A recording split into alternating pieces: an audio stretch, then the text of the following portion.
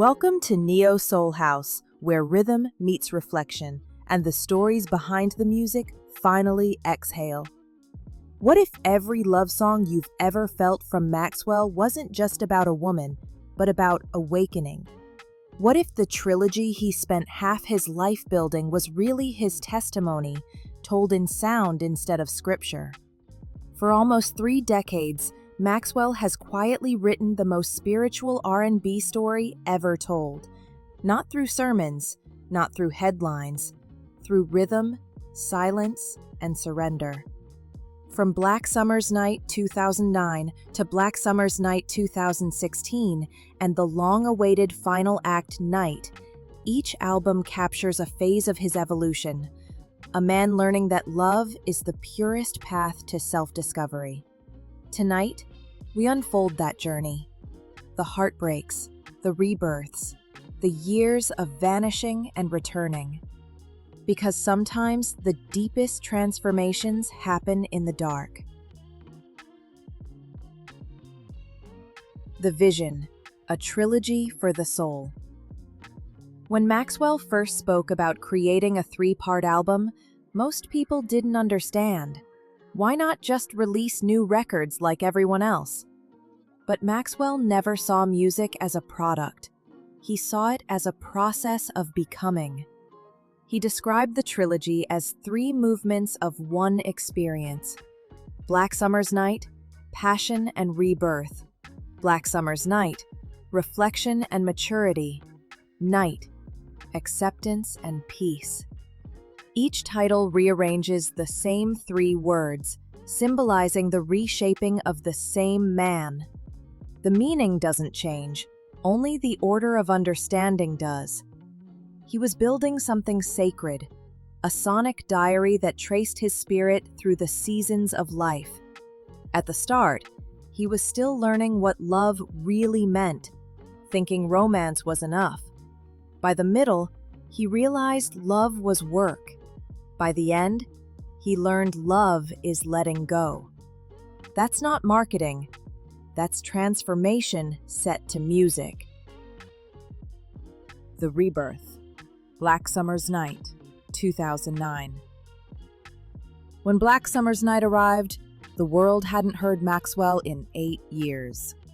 8 years of silence, 8 years of rumors. 8 years of wondering if the voice of Neo Soul had walked away for good. But when he returned, something was different. His tone was lower, his presence calmer, his lyrics heavier with gratitude and grief. Songs like Bad Habits and Pretty Wings weren't about lust or heartbreak. They were about learning to release love gracefully. Pretty Wings was written after losing someone he believed was the one. Instead of anger, he gave us acceptance. If I can't have you, I wish you all the beautiful things love can offer. That's not just maturity.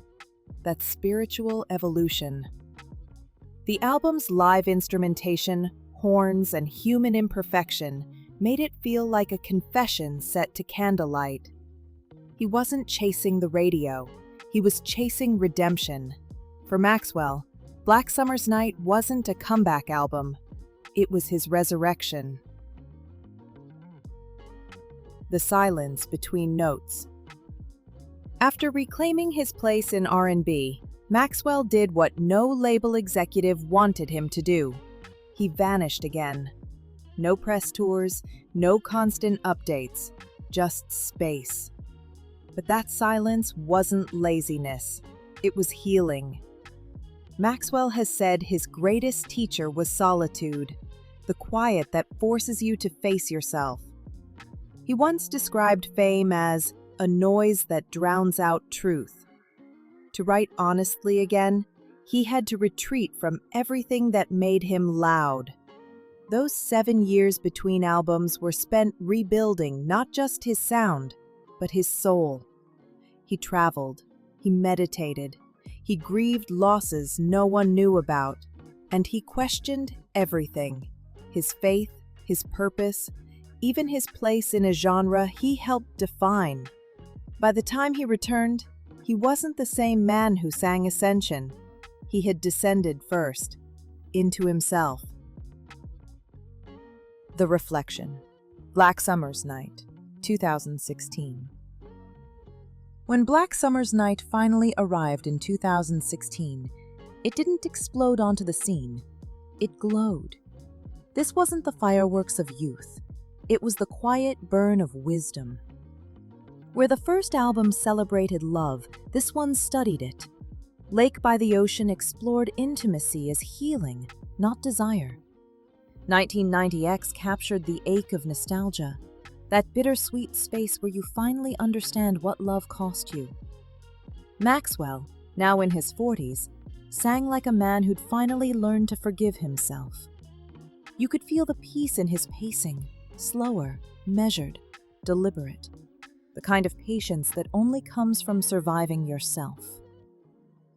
In interviews, he said the second album represented the light inside darkness, learning to see beauty even when life feels heavy. And that's what made it divine. It wasn't perfection he was chasing anymore. It was presence. If this story moves you, take a second to like the video and share it with someone who loves real soul music. Because stories like these remind us that art isn't just heard, it's felt. The Anticipation. Night, the final chapter. For years, fans have waited for the last piece of the puzzle, Night. But Maxwell doesn't rush completion. He honors timing. He's hinted the final album will confront mortality, social change, and spiritual responsibility. The weight of being both artist and man in today's world. If the first record was youth and the second was reflection, this one will be revelation. He's described it as truth with no filters, where the songs strip away ego entirely. Maxwell has always been fascinated by duality, light and dark, body and spirit. Night will be the moment those opposites merge, the surrender that turns experience into enlightenment. When it arrives, it won't just close a trilogy, it will close a circle, completing the self-portrait of a soul that spent decades learning to see itself clearly. The Spiritual Philosophy. Love as Discipline. Beneath all the romance and elegance, Maxwell's real subject has always been discipline. To him, love is not chaos, it's commitment. It's the decision to stay gentle in a world that rewards hardness. It's writing from honesty, not habit. He speaks often about silence, patience, and divine timing, the holy trinity of creation. He treats absence as sacred because he believes the soul needs room to echo. That's why every Maxwell album feels timeless. They aren't trapped in the noise of their release date. They exist in their own rhythm. The rhythm of reflection. In interviews, he said, "I don't create until I'm full again." That's not just about art, that's about alignment. He teaches that loving yourself enough to wait, to refill your cup, is one of the most spiritual acts of all. The Legacy. Lessons in Stillness. Maxwell's journey has quietly become a masterclass in creative faith. While the industry idolizes speed, he reminds us that patience is power. While fame demands visibility, he chooses mystery. And while most chase relevance, he chases resonance. His trilogy isn't a career plan, it's a covenant with his audience. A promise that every note will mean something, that he'll never sing what he doesn't feel. And because of that, his music outlives the moment. It becomes therapy for those who hear it, proof that beauty can come from waiting, and that love, when honest, always transforms us. He's shown that being soulful isn't about charts, it's about consciousness. The Light. After the Night. 30 years after Urban Hang's Suite, Maxwell is still teaching us how to love, not just others, but ourselves. The trilogy is more than albums. It's a mirror, reflecting every listener's own evolution through love, heartbreak, and self-acceptance. He's lived long enough to understand that every goodbye carries grace, every silence hides wisdom, and every song, if sung with truth, becomes prayer. So as we wait for night, maybe the lesson isn't about anticipation at all. Maybe it's about trusting divine timing, the same patience Maxwell built his legacy on.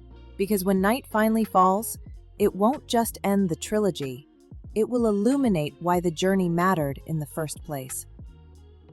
You're watching Neo Soul House, where rhythm meets reflection. Which part of Maxwell's trilogy speaks to you the most? The fire, the mirror, or the stillness? Tell us below. And remember, real soul takes time. See you in the next chapter.